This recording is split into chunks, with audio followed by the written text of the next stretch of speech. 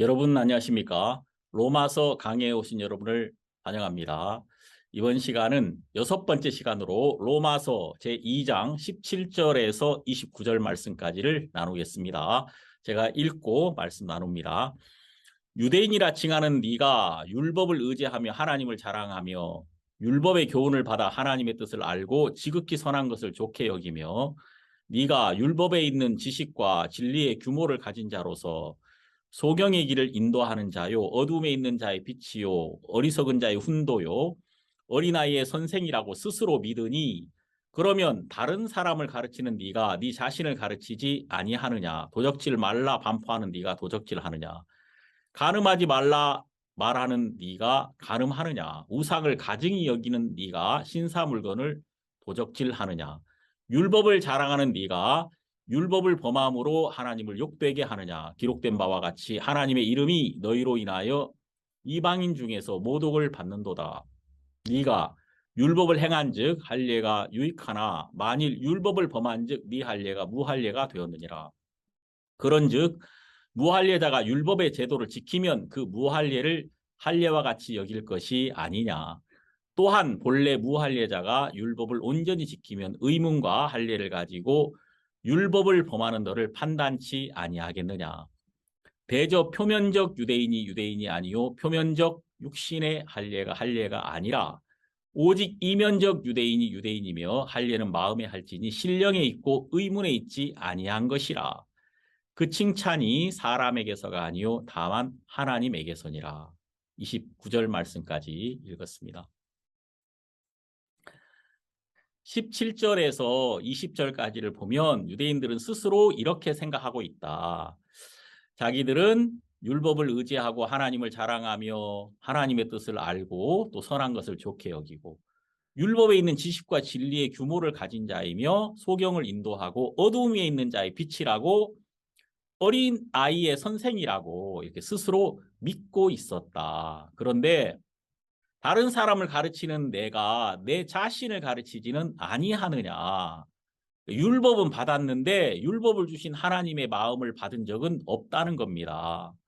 율법은 거울과 같은 것이라서 가장 먼저 율법을 통해서 내 죄를 발견해야 되는 거거든요. 로마서 5장 20절에 있는 말씀처럼 율법이 가입한 것은 범죄를 더하게 하려 함이라. 그러나 죄가 더한 곳에 은혜가 더욱 넘쳤나니. 율법을 통해서 하나님은 우리 범죄를 드러내고 우리가 하나님의 은혜가 아니면 안 되는 사람이라는 것을 알게 하고 싶었다는 겁니다. 그런데 이 율법을 받아서 자기를 보진 않고 다른 사람만 가르치고 다른 사람만 정죄하는 일을 하고 있더라는 것입니다. 예수님도 말씀하셨죠. 네가 다른 사람에게 있는 티만 보고 너에게 있는 들보는 보지 못하는구나. 그러니까 다른 사람에게 있는 작은 흠은 핀센트를 가지고 찾아내는 것처럼 막 찾아내면서 정작 이것을 판단하는 자기의 교만한 마음, 이 다른 사람을 판단하는 것 자체가 자기의 교만이거든요. 하나님을 떠난 마음이란 말입니다. 이것은 그 안에 진짜 대들보처럼 그 중심에 세워져 있는데 이 들보처럼 세워져 있는 자기 악은 보지 못하고 다른 사람의 흠만 잡으려고 하고 있더라는 것입니다. 다른 사람만 가르치려고 하는 사람들의 문제는 한 번도 자기 자신을 말씀 앞에서 본 적이 없다는 것입니다. 자기의 악을 발견하고 하나님 앞에 굴복해야 되는데 자기 악은 발견하지 못하고 다른 사람만 흠을 잡으려고 하고 있더라는 것이죠. 빌립보서 3장 7절을 보면 그러나 무엇이든지 내게 유익하던 것을 내가 그리스도를 위하여 다 해로 여길 뿐더러 또한 모든 것을 해로 여김은 내 주 그리스도 예수를 아는 지식이 가장 고상함을 인함이라. 내가 그를 위하여 모든 것을 잃어버리고 배설물로 여김은 그리스도를 얻고 그 안에서 발견되려 함이니. 그러니까 이 바울은 자기는 하나님을 가장 잘 믿는 사람이라고 생각했는데 그 열심이 하나님을 가장 대적하는 것이었더라. 그러니까 자기가 완전히 마귀에게 속고 있었다는 것입니다. 알고 봤더니 자기가 내세우고 자기가 자랑하는 것들은 다 버려야 되는 똥과 같은 것이었다고 바울이 지금 여기에 고백하고 있는 거예요. 어둠 속에 있을 때는 아무것도 구별할 수 없었습니다. 그런데 빛이 오니까 다 드러나는 거예요. 정말 내가 부끄러운 것을 잡고 있었구나. 내가 버려야 될 것들을 꼭 움켜쥐고 있었구나. 이런 사실을 바울이 정확하게 발견하게 된 것입니다. 이렇게 하나님을 만난 사람들이 가지는 첫 번째 마음은 내가 오랫동안 마귀에게 속고 있었다는 사실을 알게 되는 겁니다. 내가 지금까지 붙잡고 있었던 모든 것들은 사실은 다 버려야 되는 것들이었다는 것을 하나님이 알려주시더라는 것입니다. 다윗은 위대한 하나님의 종이었지만 다윗도 자기 자신을 모르더라는 것입니다. 다윗이 이제 나라가 부강해지고 평안이 찾아오니까 마음이 나태해지더라고요. 그래서 그가 밤에 왕궁을 거닐었습니다. 그런데 아름다운 여인이 목욕을 하고 있는 거예요. 너무나도 아름다워 보였습니다. 그래서 다윗이 사람을 보내서 그 여인을 알아보게 했다 그 말입니다. 다윗이 말했겠죠. 저 아랫동네에 사는 사람들이 누구인가 이렇게 이제 물었겠죠. 이제 약삭 빠른 사람들이 그걸 알아내 가지고 다윗에게 말해줍니다. 저 아래 우리아의 아내 바세바라는 여인이 살고 있습니다. 라고 말을 해주죠. 다윗은 이제 사람을 보내어서 그 여인을 데려오라고 하죠. 내가 한번 만나보고 싶구나. 그날 다윗은 우리아의 아내와 동침하게 됩니다. 다윗은 그 마음에 일어나는 정욕을 인하여 이 여인과 하룻밤을 보내고 그냥 살짝 지나가려고 했습니다. 근데 얼마 후에 이 여인이 내가 당신의 아이를 잉태했다는 소식을 전해 옵니다. 다윗은 깜짝 놀라죠. 그래서 어떻게 하든지 이 죄를 가리워야 되겠다는 생각을 하게 됩니다. 그래서 이제 지금 전쟁터에 있는 우리아를 급히 자기에게로 부릅니다. 이제 우리아가 왕의 부름을 받아서 왕궁에 온 겁니다.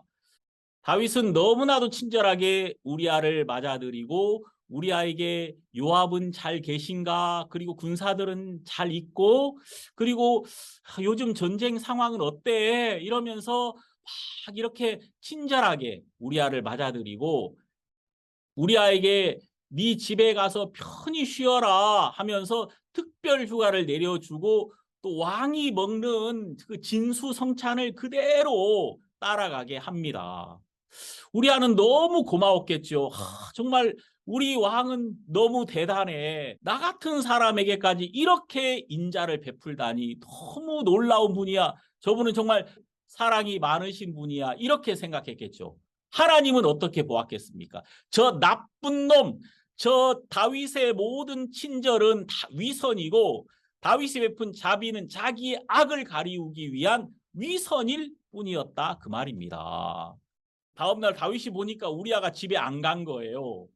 다윗이 말합니다. 야, 네가 집에 가다가 돌아왔느냐? 내가 너에게 집에 가라 그랬잖아. 그랬더니 이 우리아가 이렇게 말합니다. 우리의 동료들은 지금 전장에 있는데 제가 어찌 내 집에 가서 먹고 마시며 내 처와 같이 잠자리에 들 수 있겠습니까? 저는 그럴 수 없습니다. 정말 우리아는 다윗 앞에 이스라엘 앞에 충성된 장군이었습니다. 이제 다윗은 이제 이 우리아가 골칫거립니다. 빨리 우리아가 집에 가서 그 아내 바세바와 하룻밤을 보내야 나중에 태어날 그 아이가 자기 아이라고 생각할 것 아니겠습니까? 많은 사람들에게도 그렇게 보이겠죠. 다윗은 이렇게 자기의 죄를 숨기려고 온갖 친절을 우리아에게 베풀었던 것입니다. 하나님은 이 다윗을 너무나도 악하게 보셨겠죠. 우리아가 집에 내려가지 않으니까 다윗은 다른 악한 꾀를 가지게 됩니다. 군대 장관 요압에게 편지를 써가지고 이렇게 말하죠. 너희는 우리아를 맹렬한 싸움에 앞세워두고 너희는 뒤로 물러가서 저로 맞아 죽게 하라. 얼마나 악한 일입니까? 우리아는 다윗의 사랑을 받았고 다윗을 향해 그 충성심이 불타오릅니다. 그래서 다윗이 시키는 대로 했고 결국 전쟁터에서 죽게 됩니다. 다윗은 자기 죄를 잘 가렸다고 생각했습니다. 그러나 하나님이 다윗을 보고 계셨습니다. 얼마 후에 나단 선지자가 다윗 왕에게 찾아갑니다. 그리고 이렇게 말합니다. 한 성에 큰 부자와 가난한 자가 살고 있습니다. 그리고 이 부자는 가진 것이 너무 많고 양과 소가 수천이고, 가난한 자는 가진 것이라고는 암양 새끼 한 마리밖에 없습니다. 이 암양 새끼가 얼마나 귀한지 이 가난한 자가 자기의 모든 것이니까 그 암양 새끼를 자기 딸처럼 생각하면서 살고 있었다는 것이죠. 그런데 어느 날 이 부잣집에 손님이 옵니다. 근데 이 부자가 자기의 수천의 양이 아까워가지고 그 이웃에 있는 가난한 자의 그 딸처럼 여기는 암양 새끼를 빼앗아 가지고 그 손님을 위하여 대접을 했다는 것이죠. 이 이야기를 다윗이 딱 듣더니 너무나도 화를 냅니다. 막 정말 속이 부글부글 끓죠. 벌떡 일어나서, 아니 이 나라에 그런 악한 인간이 있단 말이오. 이 일을 행한 자는 마땅히 죽을 자라. 아니 어떻게 그런 악한 자가 있을 수 있습니까? 대체 그게 누굽니까? 그 이야기를 듣던 나단 선지자가 다윗의 눈을 똑바로 쳐다보면서 이렇게 말합니다. 당신이 그 사람이라. 다윗은 깜짝 놀랐습니다. 지금 나단 선지자가 다윗에 대한 이야기를 하고 있는데 다윗은 전혀 몰랐거든요. 그리고 그 이야기를 들으면서 분노가 치밀어 오르고 그놈은 마땅히 죽일 놈이야 이렇게 생각을 했던 것이죠. 알고 봤더니 이 나라에서 제일 나쁜 자, 제일 악한 자가 다른 사람이 아니라 자기였더라 그 말입니다. 다윗은 이날 처음으로 자기가 이스라엘에서 가장 악한 자라는 사실을 알게 됩니다. 하나님의 말씀이 다윗을 비춰주니까 그때 알게 되는 겁니다. 아무도 자기 모습을 알 수 있는 사람은 없습니다. 우리가 하나님 말씀 앞에 섰을 때 우리의 진짜 모습을 알게 되는 거거든요. 로마서 2장 21절에서 다른 사람을 가르치는 네가 네 자신을 가르치지 아니하느냐. 너는 다른 사람을 손가락질해야 되는 사람이 아니라 네가 가장 불쌍한 자라는 것을 알아야 해. 하나님께서 이렇게 가르쳐주고 계십니다. 누가 우스갯소리로 이런 이야기를 하더라고요. 너 나쁜 놈이야 이렇게 말할 때 한 손가락은 상대방을 가리키지만 나머지 이 밑에 있는 세 손가락은 나를 가리키잖아요. 그러니까 이 나는 내가 욕하는 그 사람보다도 3배 더 나쁜 사람이다 그 말입니다. 여기 21절과 22절을 보면 내가 하나님의 가르침을 받으면 내가 도적질하는 자고 내가 간음하는 자고 내가 우상 숭배하는 자라는 사실을 알게 될 것이다. 이것을 말씀하고 계십니다. 23절과 24절을 보면 율법을 자랑하는 내가 율법을 범함으로 하나님을 욕되게 하느냐 기록된 바와 같이 하나님의 이름이 너희로 인하여 이방인 중에서 모욕을 받는도다. 그러니까 율법을 통해서 자기 죄를 발견하고 겸비하게 선하신 선의 능력이신 예수님에게 가서 예수님과 연결이 되어야 되는데 유대인들은 율법을 통해서 자기를 세우려고 했기 때문에 율법을 통해서 자기를 세워야 되니까 드러난 죄를 가리워야 된단 말이에요. 그러니까 이방인들에게는 위선된 유대인들의 모습을 보일 뿐이었다 그 말입니다. 그래서 이방인들은 유대인들의 위선된 모습만 볼 뿐이었고 하나님의 이름이 오히려 유대인을 통해서 멸시를 받았다 그 말입니다. 25절 네가 율법을 행한즉 할례가 유익하나 만일 율법을 범한즉 네 할례가 무할례가 되었느니라. 여러분 25절에서 29절까지는 할례에 대한 이야기가 나옵니다. 이거 굉장히 중요한 이야기거든요. 자, 이 말씀의 핵심을 알아야 됩니다. 이 말씀을 이해하려면 우리는 첫 번째 할례를 받았던 아브라함에게 가봐야 합니다. 창세기 17장 5절에 보면 이제 후로는 내 이름을 아브라함이라 하지 아니하고 아브라함이라 하리니 이는 내가 너로 열국의 아비가 되게 함이니라. 하나님이 아브라함에게 너 이제 이름 바꿔. 너 이제 아브라함이 아니라 아브라함이야. 이 세자에서 네자로 늘어났습니다. 아브라함이라는 이름의 뜻은 많은 무리의 아비라는 뜻입니다. 이때 아브라함에게는 자식이 한 명도 없었단 말이에요. 이름을 바꿨어요. 아브라함이라고.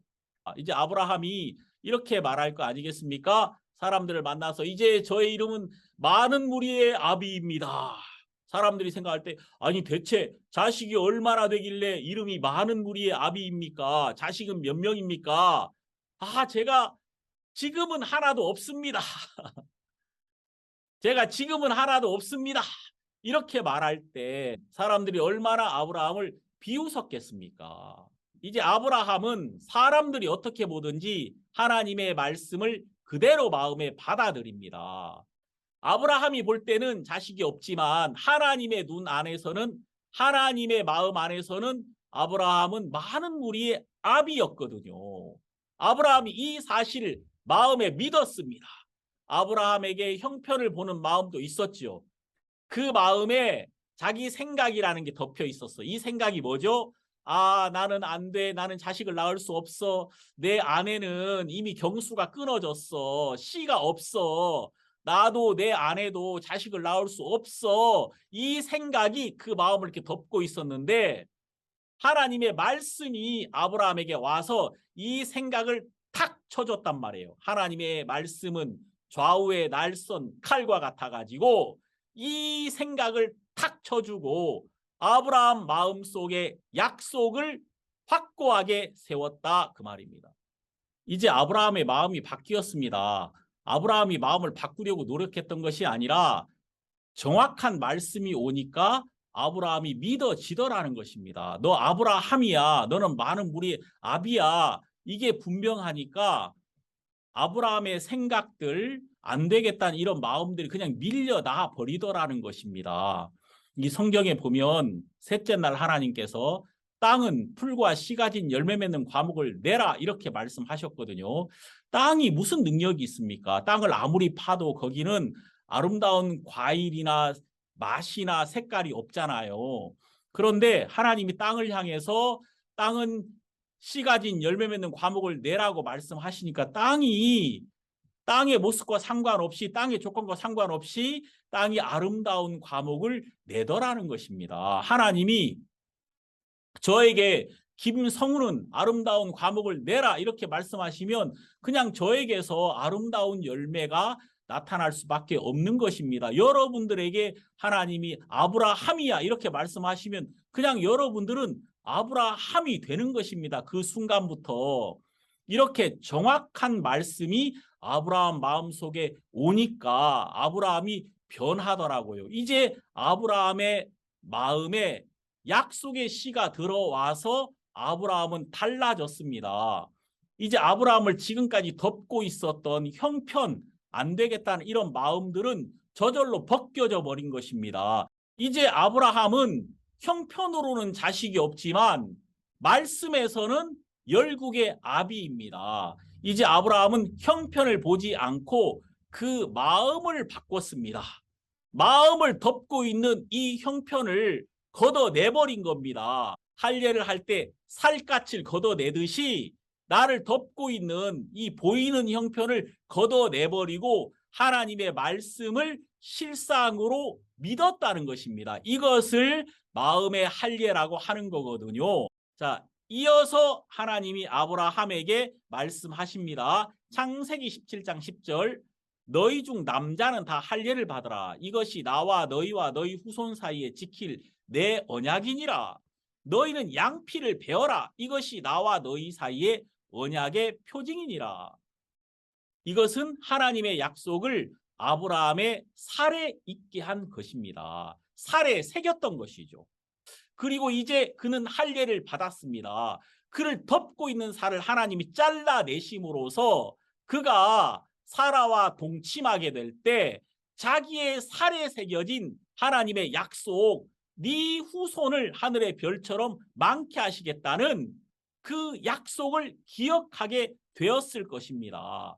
하나님이 할례를 하게 하신 것은 그 마음에 임한 하나님의 약속을 그 살에 새김으로써 자기의 형편이나 아내에게 씨가 없는 것이나 또 내 주변에 어떤 어려운 형편도 하나님의 약속을 막을 수 없다는 사실을 기억하고 그 마음에서 자기의 불가능한 육체의 조건이 오히려 하나님이 일하시기에는 좋은 조건임을 알고 하나님만 의지하고 하나님께만 영광을 돌릴 수 있게 된 것입니다. 오직 그들의 기대와 소망은 하나님이 내 살에 두신 약속에만 있다. 하나님이 우리에게 자식을 주신다. 하나님이 나를 이미 열국의 아비가 되게 하셨다라는 믿음으로 사라를 안고 사라와 함께 했다는 것입니다.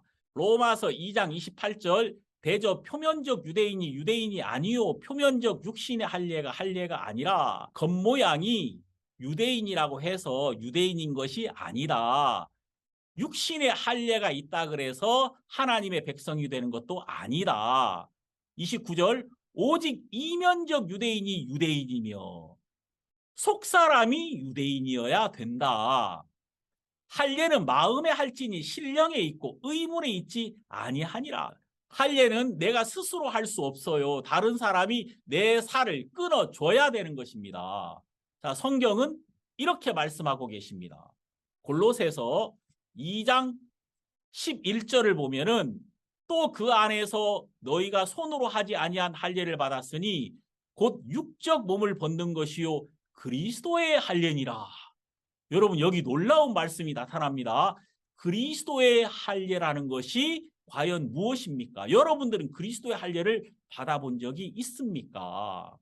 이것이 무엇이냐면 육적 몸을 벗는 것이라고 했습니다. 내가 이 육신에게서 벗어나는 것.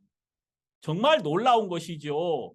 이 육신에게서 죄의 권세에게서 벗어나는 것. 여러분 우리는 우리의 노력으로 우리에게서 못 벗어납니다. 우리는 우리의 노력으로 죄에서 못 벗어나며 이 육신의 정욕에서 벗어날 수 없거든요. 그래서 예수 그리스도가 이 땅에 오셨고 갈라디아서 2장 20절에 보면은 내가 그리스도와 함께 십자가에 못 박혔나니 그런즉 이제는 내가 산 것이 아니요 오직 내 안에 그리스도께서 사신 것이라. 여러분 여기 보니까 예수님이 십자가에 못 박히실 때 나도 함께 못 박혔다는 것입니다. 우리는 오랫동안 육체가 끄는 대로 다녔고 육체의 한계 속에 항상 갇혀 있었거든요. 이 육신이 나의 주인이었다는 것입니다. 나는 여기서 벗어날 수 없었는데 놀라운 것은 예수 그리스도가 십자가에서 죽으실 때 나도 함께 죽었다 그 말입니다.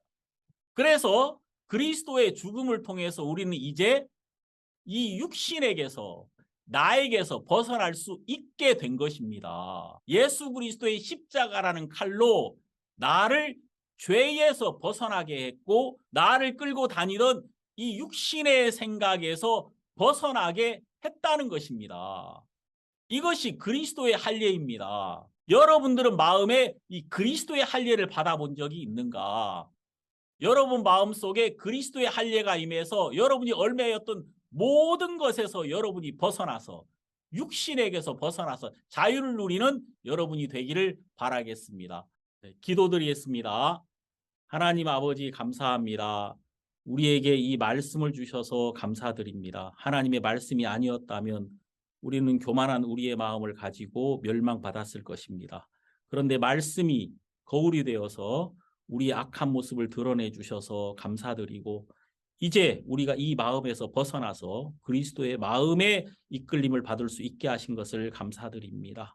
하나님 아버지 정말 이 로마서의 말씀을 통해서 이 땅의 많은 사람들이 하나님에게로 돌아오게 하소서. 율법 아래 갇힌 많은 사람들 또 유대인처럼 하나님을 잘못 믿고 있는 많은 사람들이 마음의 회개가 되어서 자기 악한 모습을 발견하고 하나님께 돌아와서 하나님의 은혜를 입게 하소서.